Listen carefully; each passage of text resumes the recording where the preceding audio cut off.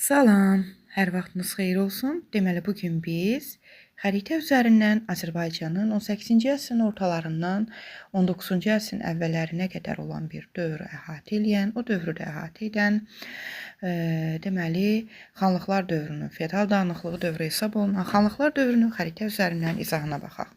Təbii ki, bu böyük yaranmasına, süqutuna qədər xanlıqların bütün dövrünü əhatə edən bir izah deyil. Bu çox böyük zaman alardı. Bu sadəcə xanlıqların xəritədəki mövqeyini, yerini təyin etmək üçün olan bir izahdır. Deməli, baxaq. Aha, bizə dərslikdə verilən ardıcıllıqla getsək, Urmiya gölünün solunda Urmiya xanlığından danışırıq. Urmiya xanlığı təbii ki 30 nömrədə yerləşirdi. Fətəli xan Əfşar tərəfindən əsası qoyulmuşdu. Əksər Cənubi Azərbaycan xanlıqları Fətəli xan Əfşardan asılılığa düşmüşdü. Urmiya xanlığına tabe olmuşdu. Yalnız 3 xanlıq istisna. Hansı idi o 3 xanlıqlar? Ərdəbil, Zəncan və 22-də yerləşən Maku xanlığı. Yəni bu xanlıqlar Urmiya xanlığından asılı olmayıb. Maku. Bir dəqiqə. Bunu əzm parolu ilə yadda saxlamaq daha asandır. Maku da mı? Yəni əzm Urmiyalı Fətəli xan Əfşardan asılılığa düşməyən Cənubi Azərbaycan xanlıqlarıdır. Bəs şimaldan hansı ərazilər tabe olmuşdu? Bu zaman biz 1759-cu ildə asılılığa salınan Qarabağı, 14-də yerləşən Şəkini, 20-də yerləşən İrəvanı qeyd eləyə bilərik. İrəvan 2-ci asılılıqdan, 2-ci cəhddən sonra tabe olmuşdu. Təbii ki, Urmiyalı Fətəli xan Əfşara qarşı Şiraz qonaqlığı təşkil olunmuşdu. Şiraz qonaqlığında iştirak edən xanlıqların xəritədə mövqeyinə baxsaq, Kərim xan Zənd hansı xanlıqları Şiraza dəvət etmişdi? Bu, Qarabağ, 12-də yerləşən, onunla həmsərhəd Qaradağ 23-də yerləşən, yenə onunla həmsərhəd 21-dəki Naxçıvan, Qarabağ, Qaradağ, Naxçıvan, Sərab 26-da yerləşir. Bir də Xoy xanlığıdır ki, Xoy xanlığı da 24-də yerləşir. Bu xanlıqlar deməli Şiraz qonaqlığında Kərim xan Zəndin müttəfiqi olan xanlıqlar idi. Digər bir tərəfdən bu iki xanlığı götürsək, Qarabağ, Qaradağ, Naxçıvan, yəni qonşu olan bu xanlar həm də Kərim xan Zəndə Hacı Çələbiyə qarşı, Şəkili Hacı Çələbiyə qarşı Qızılqaya xəyanətində Gürcü çarının müttəfiqi olan xanlıqlar idi. Qızılqaya xəyanətində başqa hansı xanlıqlar var idi? Qarabağ, Qaradağ, Naxçıvandan başqa.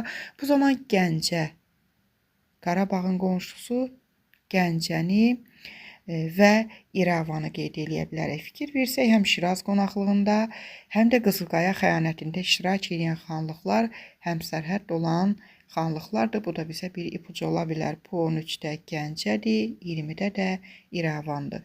Xəritədə gördüyümüz xanlıqlar Qızılqaya xəyanətində Hacı Çələbiyə qarşı birləşmişdilər.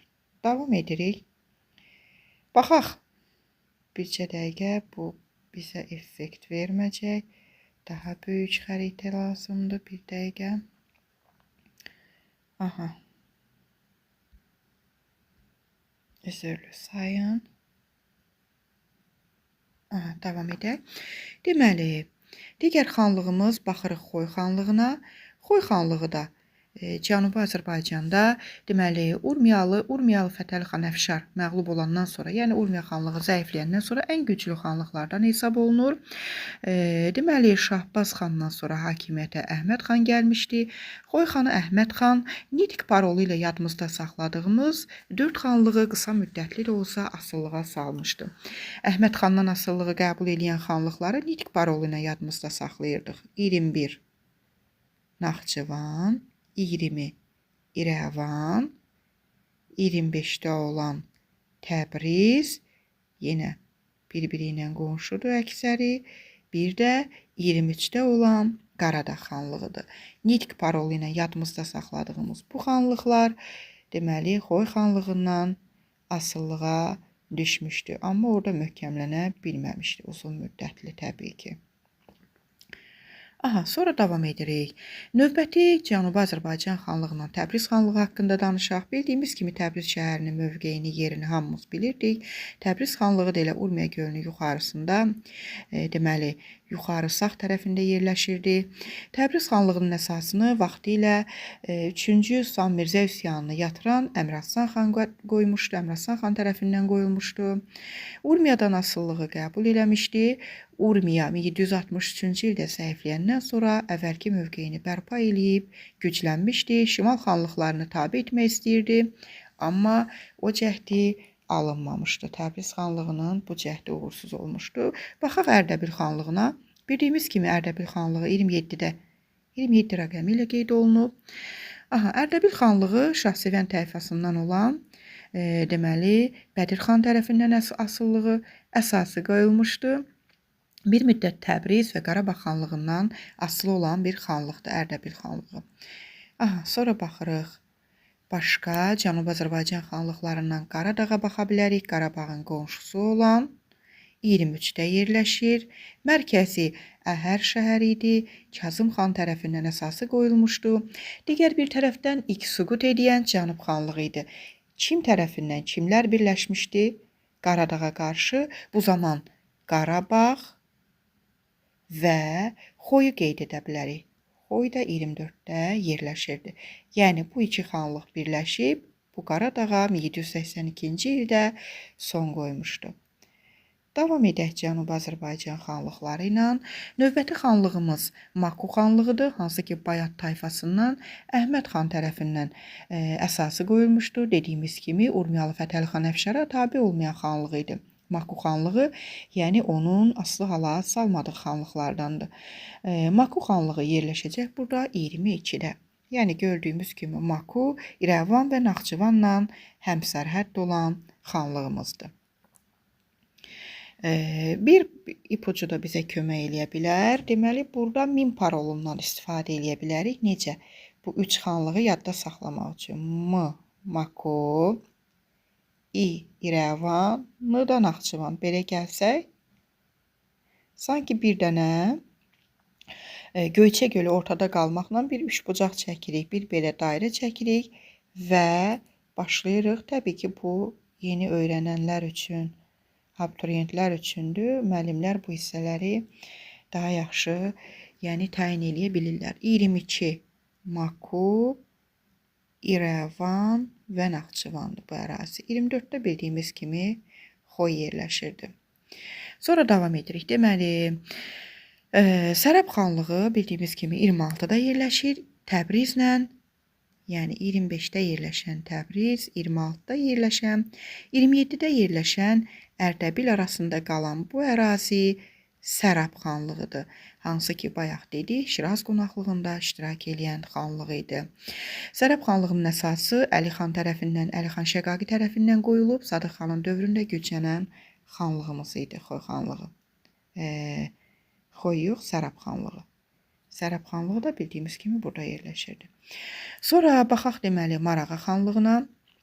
Marağa Müqəddəm tayfası tərəfindən idarə olunub, əsası Əliqulu xan tərəfindən qoyulmuşdu. Marağa şəhərinin yerini hamımız gözəl bilirdik. Urmiya gölünün aşağı tərəfində, deməli Təbrizdən aşağıda yerləşən bir ərazi bu Marağa idi. 22 isə Maku. Ən çox bunlar qarışdırılır. Deməli, sonra davam edirik. Növbəti xanlığımız Zəncan xanlığı. Zəncan bildiyimiz kimi bayaq dedik, Ərdəbilin aşağısında 28-də yerləşirdi. Zəncan xanlığının əsasını Zülfüqar xan qoymuşdu. Əvvəl Zəncan valisi idi, bir müddət Qəzvini də özündən asılı hala salmışdı. Sonra baxırıq. Deməli, bu xanlıqlar Zəncan xanlığı daxil olmaqla Təbriz, Zəncan, İrəvan və Urmiya Əfşarlar tayfası tərəfindən idarə olunan xanlıqlardır. Hansılar idi xəritə üzərindən baxsaq, deməli, Tuzi parolu bizə kömək eləyə bilər, amma bu elə də çətin deyil ümumiyyətlə. Təbriz, deməli, Urmiya bildik ki 30-da yerləşir, Urmiya.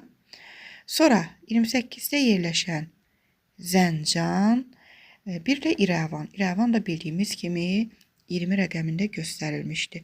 Bu xanlıqlar, yəni Tuzi paroluna yadımızda saxladığımız xanlıqlar Əfşarlar bir müddət Əfşarlar sülaləsi tərəfindən idarə olunan xanlıqlar idi. Davam edək, bunu silək. Şimali Azərbaycan xanlıqlarına keçək. Şimali Azərbaycan xanlıqlarından dərslikdəki ardıcıllıqla getsək, Şəkidən danışmalıyıq. 1743-cü ildə Hacı Çələbi xan tərəfindən əsası qoyulan Şəki xanlığı Nadir Şahın ölümündən sonra müstəqil şəkildə idarə olunurdu. Şəki deməli, hansı xanlıqlara uğursuz yürüş eləmişdi Hacı Çələbi? Bu zaman Təbriz, Şamaxı, Qarabağı qeyd eləyə bilərik. Təbrizin bayaqdan mövqeyini, yerini təyin eləmişik buradadır. Qarabağ 12-də idi, uğursuz cəhd Qarabağa, Təbrizə və Şamaxıya idi. Şamaxı da 8-də yerləşirdi. Şamaxı xanına 2-də yerləşən Quba xanlığının xanı Hüseynəli kömək etdi deyə Şəki xanı Hacı Çələbinin cəhdi uğursuz oldu. Amma Hacı Çələbinin çox cəhdi uğurlu olmuşdu. Yəni tabe etdiyi ərazilər də var idi. Məsələn, buradan Qəbələ və Ərəşi qeyd eləyə bilərik. Qəbələ, Ərəş 6-da deməli yerləşirdi Qəbələ, 7-də Ərəş, 5-də də Qurtqaşın. Deməli, Qurtqaşın 6-da olacaq. Qəbələ, burada Qurtqaşın, yəni burada. Bu 6-da Qəbələ, bir dəqiqə. Aha, bu 6-da Qəbələ, təmizləyək, bir də göstərək. Yazı çox oldu. Aha, 5-də Qurtqaşın idi, 6 və 7. Qəbələ və Ərəşi, deməli, Hacı Çələbi özündən asılı vəziyyətə salmağı bacarmışdı. Bildiyimiz kimi 12-yə 1748-ci ildə tabe etmək üçün uğursuz cəhd elədi Qarabağı, amma alınmadı. Hacı Çələbiyə qarşı birləşən xanlıqları bayaq qeyd etmişik. Bir də təkrar tez üstündən keçsək. Qarabağ, deməli Qaradağ, Naxçıvan, Qarabağ, Qaradağ, Naxçıvan, 13-də yerləşən Gəncə, 20-də yerləşən İrəvan, Hacı Çələbiyə qarşı Qızılqaya xəyanətində birləşmişdilər 1752-ci ildə, amma onların cəhdi də bildiyimiz kimi uğursuz oldu və Hacı Çələbi də hətta xanların əsirlikdə qalmasına da izin vermədi. Gəlsə 2-də Quba xanlığından danışaq. Quba xanlığı Hüseynəli xan tərəfindən əsası qoyulan xanlıq idi. O 1757-ci ildə Salyanı birləşdirmişdi. Salyan harda yerləşir? Burada. Burada bir dənə bilirik ki, bir dəqiqə, bildiyimiz kimi bu bir dənə belə bir dimdik işarəsi biz qartal deyirdik. Bir dimdik Bakıdadır, bir də aşağıda olanı belə yadda saxlayırıq ki, bu da Salyandır. 9-da yerləşən bizdə Salyan xanlığıdır bu ərazidə. Aha, Salyan nə vaxt asılılığa düşdü? 1757-də. Digər asılılığa düşən ərazi 1759-cu ildə. Bunu Dərbənddir. Fətəli xandan gedir artıq söhbət. Təbii ki, bu 3-də yerləşirdi. Quba xanından asılılığı qəbul eləmişdi. Digər ərazilərə baxsaq, Salyanın tutulması Bakı və Şamaxıya yol açmışdı. Bakı bildiyimiz kimi rahat buradadır. Şamaxını dedik 8-dədir. Bakı 1767-ci ildə Nigah diplomatiyası ilə Qubaya deməli tabe olmuşdu.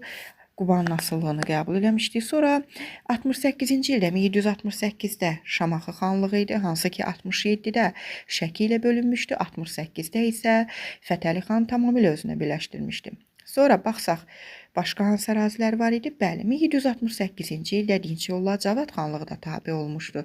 Cavad xanlığı 10 nömrədə yerləşir. Salyanın qonşusu. Deməli, 9 dedik Salyandır. Salyanın sol tərəfində yerləşən isə Cavad ərazisidir. 1768-ci ildə Qubadan asılılığı qəbul eləyən.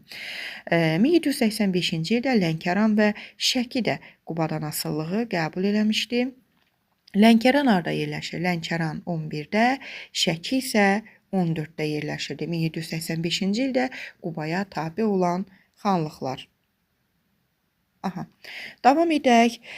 Aha, burada bir faktı deməliyik. Gavduşan döyüşündə kimlər birləşmişdi Fətəli xana qarşı? Bu zaman biz Qarabağ, Şəki, Şamaxı hakimliyi, Dağıstan və Gürcü çarı 2-ci İraklini qeyd eləyə bilərik. Gavduşan döyüşündə birləşənlər kimlər idi? Deməli, Gavduşan döyüşündə Qubalı Fətəli xana qarşı, ümumiyyətlə Qubalı Fətəli xana qarşı ittifaqa girənlər Qarabağ, Şəki 14-də yerləşən, Şamaxı 8-də yerləşən, sonra hansı qaldı? Bəli, Dağıstan deməsən burada bu ərazilərdir. Burada məsələn 4 göstərilib Tabasaran. Bu ərazilər Dağıstanı məsəl üçün əgər böyük xəritə olsa yuxarı göstərsə, Dağıstanı bu ərazidə göstərə bilərik və Gürcü hakimləri idi təxmini buralarda. Onu da qeyd eləyə bilərik. Sonra Qarabağa baxsaq, Qarabağ bir neçə ittifaqda olmuşdu xanlıq dövründə. Məsələn, biri Gəlduşan, deməli, Gəlduşandan qabaq Qubalı Fətəli xana qarşı yaradılan ittifaqa, həmçinin Gəlduşanda bir yerdə idilər. Digər bir tərəfdən Şiraz qonaqlığında dedik, Qızılqaya xəyanətində dedik. Bir ittifaqda qeyd eləyə bilərik. Ümumiyyətlə bir neçə ittifaq var. İndi yadıma düşənləri qeyd eləyirəm. Digər bir ittifaq Ağa Məhəmməd xan Qacara qarşı yaradılan ittifaq idi. Qarabağ xanlığı orada da var idi. Digər bir tərəfdən Ağa Məhəmməd xana qarşı Qarabağla yanaşı Lənkəran 11-də yerləşən Lənkəran idi. Sonra Mir Mustafa xan idi. İkinci İrakli idi. Sonra İrəvan xanı Məhəmməd Hüseyin xan var idi. Burada idi. İrəvan xanı Məhəmməd Hüseyin var idi. Qarabağ idi. Lənkəran idi. Gürcü ikinci İrakli idi. Həmçinin deməli desək ki, bəs Ağa Məhəmməd xanın çağırışına müsbət cavab verən, ilk çağırışına müsbət cavab verən xanlıqlar bu zaman biz biraz mövzudan yayındıq. Gəncə, Şəki, Qubanı qeyd eləyə bilərdik. 13-də yerləşən Gəncə, 14-də yerləşən Şəki, 2-də yerləşən Quba, Ağa Məhəmməd xanın ilk çağırışına müsbət cavab verənləri idi. Aha, deməli, bircə dəqiqə növbəti xanlığımıza baxaq. Qarabağ xanlığına baxaq. Elə Qarabağ xanlığından danışmışıq. Qarabağ xanlığında təbii ki, 1-ci Pənahəli xanın dövründən danışsaq, qısa şəkildə gedirik. Pənahəli xan 1748-ci ildə Şəki xanlığını məğlub etməyə bacarmışdı. 1759-cu ildən 63-cü ilə qədər Urmiya, burada yerləşən Urmiyadan asılılığı qəbul etmişdi. Sonra deməli, yenə baxaq, Zəngi parolu ilə yadda saxlaya bilərik. Pənahəli xanın tabe etdiyi xanlıqları, söhbət hansılardan gedir? Zəngəzurdan, Qarabağın elə öz daxilində olan bir müddət asılıqdan çıxmış. Zəngəzuru, Ərdəbili, Ərdəbil bildiyimiz kimi 27-də yerləşir. Zəngi, 3-cü gələcək Naxçıvan, 21-də.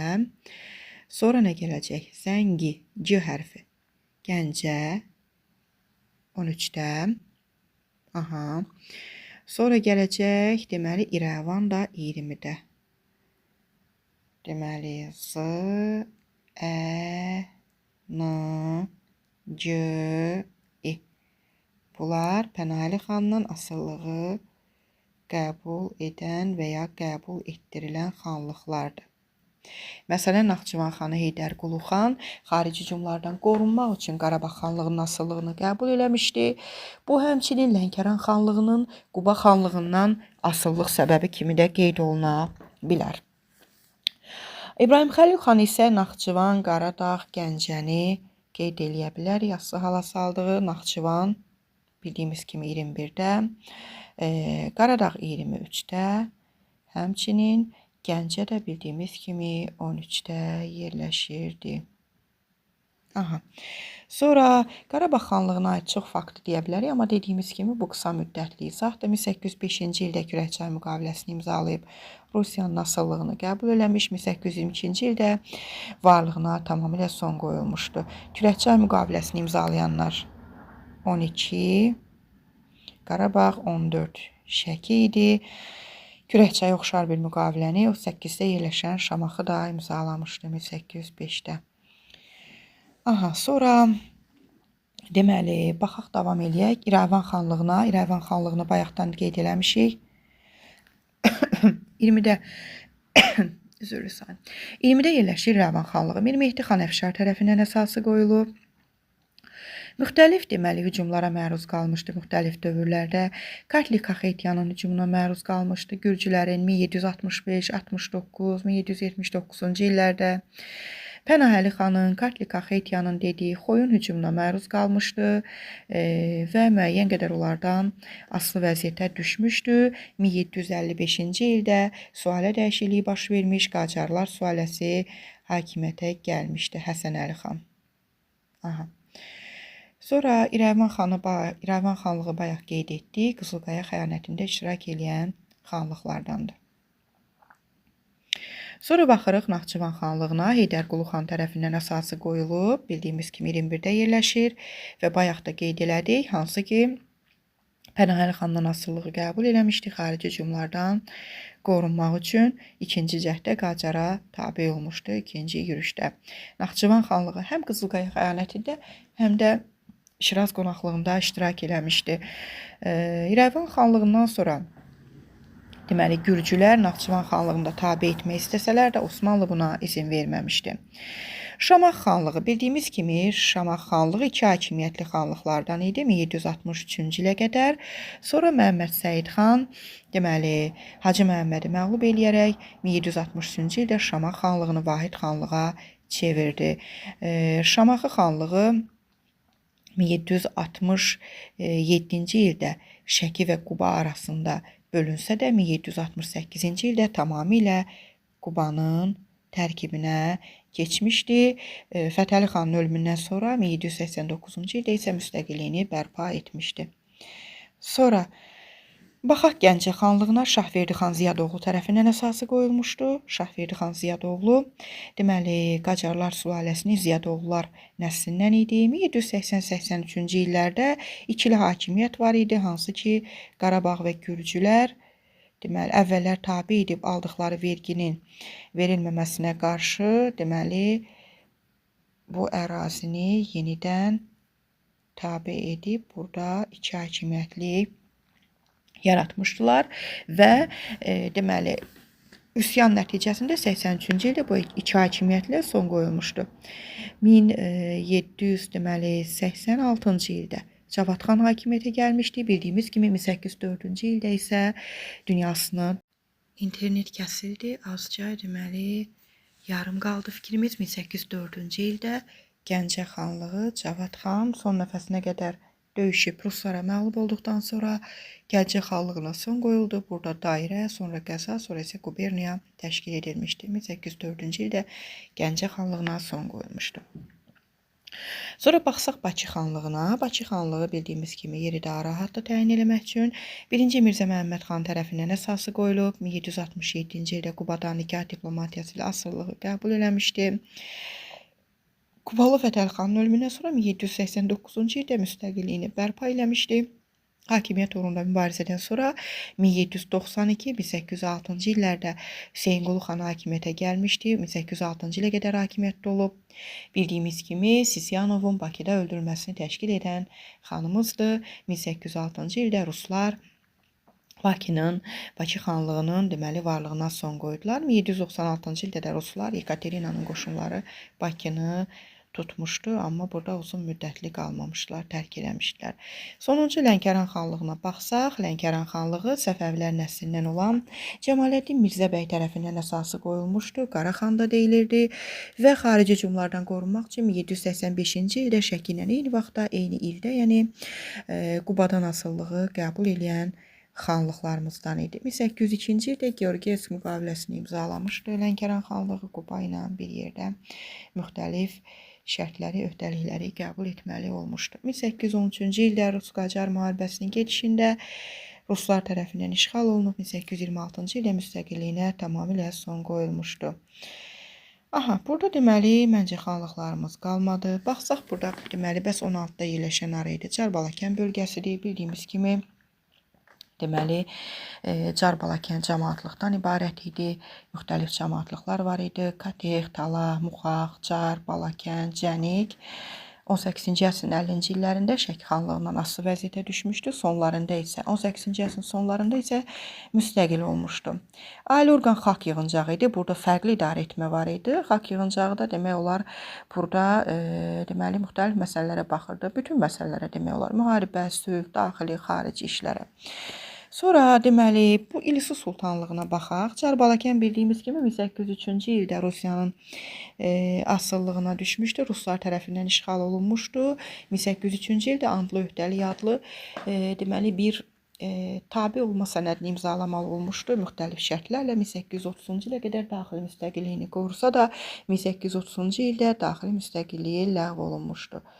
Sonra 15 ərazisinə baxsaq, 15 bildiyimiz kimi elə 1803-cü ildə Carbalakən Carbalakənin işğalından sonra 1803-cü ildə Carbalakən işğal olmuşdu.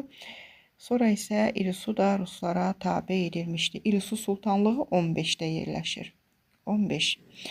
Bizdə hansı ərazi qaldı? Deməli burada baxsaq 17 qalıb. 17 Borçalı sultanlığı 17-də yerləşir. 18 bu ortada Qazaxdır. Gəncəyə yaxın olan Şəmşəddildir. Hansı ki, Gəncə xanları həmişə onu müdafiə edirdilər. İkinci Rus-Qacar müharibəsi vaxtda bildiyimiz kimi deməli Cavad xanın oğlu Uğurlu Şəmşəddili bir müddət azad etməyi bacarmışdı. Deməli bir də baxaq. Bura dedik ki 7 nömrədə yerləşdi bizdə. Ərəş, Qəbələ, bura Qurtqaşen idi. 17-də yerləşdi bizdə Borçalı, 18 Qazax, Gəncəyə yaxın olan 19-da olacaq Şəmşəddil. Bu sultanlıqlar. Sultanlıqlar haqqında geniş danışmayaq. Bildiyimiz kimi burada yerləşirdi deməli 17-də Borçalı. 16-cı əsrin deməli ikinci yarısında yaranan İlisu idi. Qoy buradan gələk. İlisu sultanlığı 16-cı əsrin ikinci yarısında Səfəvilər dövründə yaranan idi. Deməli biz götürsək, bir dənə yadıma düşmüşkən bunu deyim. Deməli Şəki 14-də yerləşən Şəki, 16-da yerləşən Carbalakən, bir də 15-də yerləşən İlisu. Bax bu 3 qonşu ərazi. Şəki, İlisu, bir də Carbalakən. Carbalakən bir yerdə bu şimal-qərb torpaqlarının yad illi hücumlarından, xarici hücumlarından qorunmasında mühüm rol oynamışdılar. Şəki, İlisu, bir də Carbalakən. Sonra deməli bircə dəqiqə dedik ki 17-də yerləşən Borçalı sultanlığı idi. Borçalı sultanlığı da Səfəvilər dövründə yaranmışdı. Səfəvilər dövründə yarananları biz deməli buradakı Borçalıya burada yerləşən bir dəqiqə qələmi düzəldim. 17-də yerləşən Borçalıya, həmçinin 7-də yerləşən deməli Ərəş sultanlığına, həmçinin 15-də yerləşən İlisuya oxşarlıq götürə bilərik ki, Səfəvilər dövründə yaranmışdı. İlisu, deməli Borçalı, həmçinin Ərəş. Borçalı sultanlığı da deməli 17-ci əsrin əvvəllərində Səfəvilər dövründə yaranmışdı. Qarabağ bəylərbəyliyinin tərkibində olmuşdu Səfəvilər dövləti vaxtı. Sonra təbii ki, yaxın olduğuna görə də bildiyimiz kimi Gürcülərin hücumuna, Kartliçarlığının hücumuna məruz qalmışdı. 18-də bizdə deməli yerləşdi Qazax. Qazax sultanlığı da 18-ci əsrin ikinci yarısında yaranmışdı. Sultan titulu təbii ki daşıyan deməli irsi hakimiyyətə malik olan sultanlar tərəfindən idarə olunurdu. Qazax tayfalarının adı ilə bağlı idi. 18-də bayaq qeyd etdik ki, deməli 18-də yerləşirdi Qazax. 17-də Borçalı, 18-də Qazax. Deməli bu qədər. Başqa bir şey qalmadı. Şəmşəddildir buradaydı. Şəmşəddili bir dəfə qeyd eləmişik. O da Zülqədər tayfasının bir qolu olan Şəmşəddillə adı ilə bağlı idi. Kartliçarının təbii ki, digər bu ərazilər kimi işğalına, hücumuna məruz qalan ərazilər idi. Bugünkü izahımız bu qədər. Sonda bir dəfə də deməli ümumi şəkildə bu ərazilərin üzərindən keçək və izahımızı bitirək. Deməli dedik ki, başdan gəlsək, birdə rəqəmlərlə gəlsək, birdə Bakı xanlığı idi, 2-də Quba xanlığı idi. 3 də Dərbənd idi. 1759-a Qubadan Asala düşən. Bu Tabasarandı. Dastana aid olan. Sonra yəni bunu heç qeyd eləməyim. 4, 5-də yerləşirdi. Deməli Qurtqaşin. 6-da yerləşirdi Qəbələ. 7-də dedik ki Ərəş idi. Deyəsən ardıcıllıqla getməli. 1, 2, 3, 4, 5-i deməli idi. Eyb yox, belə gedir. Hə, 5, 6, 7 ilə ardıcıllıqdır. Sonra 8 dedik ki Şamaxıdır. 9 bizdə hara idi? 9 olacaq Salyan. Dedik ki bir dənə burada da bir dimdik var idi. Bakıdan aşağıda. Sonra onda dedik ki biz Cavadda 1768-də Qubaya tabi edilən Cavad. 11-də dedik ki Lənkərandır. 12-də təbii ki güclü Qarabağ xanlığımız. 13-də ona qonşu olan Gəncə idi. 14-də Şəki idi. 15-də İlisu Sultanlığı idi. 16-da Carbalakən cəmaatlığı. 17-də dedik ki Borçalı. 18-də Qazax. 19-da Şəmşəddil. 20-də Göyçəgölü Mayakımız İrəvan. Onun aşağısında Naxçıvan. 22-də dedik ki Makudu. 23 ara idi, 23 Qaradağdır. 24 bildiyimiz kimi deməli Xoydu. 25 Təbrizdir. 26 Sərabdır. Təbrizlə Ərdəbilin arasında yerləşən bu ərazi Sərabdır. 27-də Ərdəbildir. 28 Zəncan idi. 29 Marağa xanlığı, 30 da Urmiya. Bu qədər izahımız. Ümid edirəm ki bir yardımı və köməyi toxunar. Təşəkkür edirəm diqqətiniz üçün.